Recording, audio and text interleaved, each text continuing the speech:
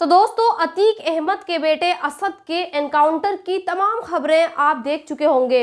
आपने ये भी देखा होगा कि कैसे अतीक अहमद के बेटे असद के एनकाउंटर को नोएडा की मीडिया जस्टिफाई कर रहा है और ये कह रहा है कि योगी के यूपी में कोई माफिया आंख नहीं उठा सकता, उसकी पेंट गीली हो जाती है।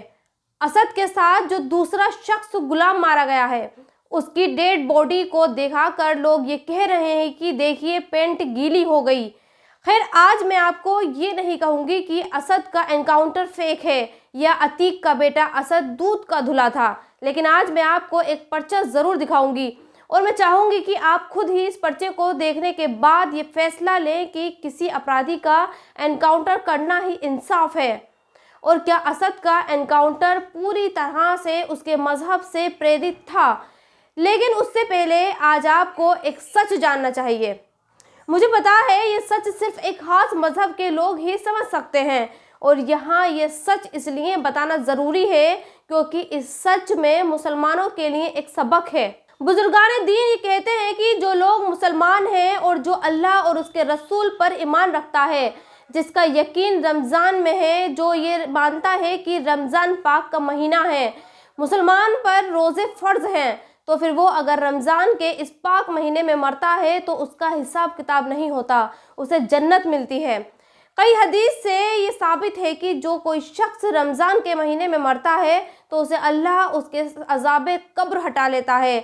हालांकि इस बात पर उलेमाओं की अलग अलग राय है। कुछ उलेमा ये कहते हैं कि रमज़ान में मरने वाले शख्स से अज़ाबे कब्र सिर्फ रमज़ान तक ही हटाया जाता है, लेकिन कुछ उलेमा ये भी कहते हैं कि चूँकि अल्लाह गफूर रहीम है, वो बड़ी अज़मत वाला है, वो माफ़ करने वाला है, इसलिए अगर उसको किसी शख्स से अज़ाबे कब्र हटाना होता है तो वो उसे रमज़ान के महीने में ही उठाता है।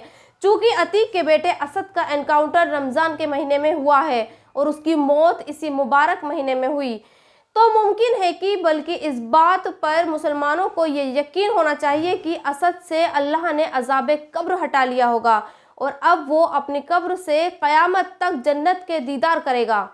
हालांकि अब जो खबरें आ रही हैं वो ये है कि अतीक अहमद को अपने बेटे के जनाजे में शरीक होने की परमिशन नहीं मिली है और उसको कब्र में उसके मनाना और खालू दफनाएंगे।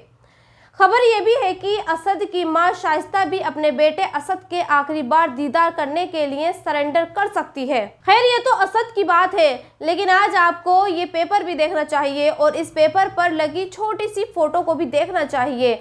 यहाँ आपको ये बताने की ज़रूरत नहीं है कि ये फ़ोटो किसकी है, लेकिन यहाँ आपके लिए ये जानना बेहद ज़रूरी है कि इस पेपर में जो धाराएं लगी हैं वो कौन सी धाराएं हैं। इस पेपर के मुताबिक जिस शख्स की फ़ोटो इस पर लगी है उस पर कई गंभीर धाराओं में एफआईआर दर्ज है, जिसमें दंगे भड़काने वाली धारा भी शामिल है। लेकिन वक्त देखिए और देश का कानून देखिए, कमोबेश उन्हीं धाराओं में एक बाप जेल में है और बेटे का एनकाउंटर हो चुका है, लेकिन दूसरा शख्स है जो शान के साथ सूबे का सीएम बना हुआ है और कानून का हवाला देकर एनकाउंटर करवा रहा है।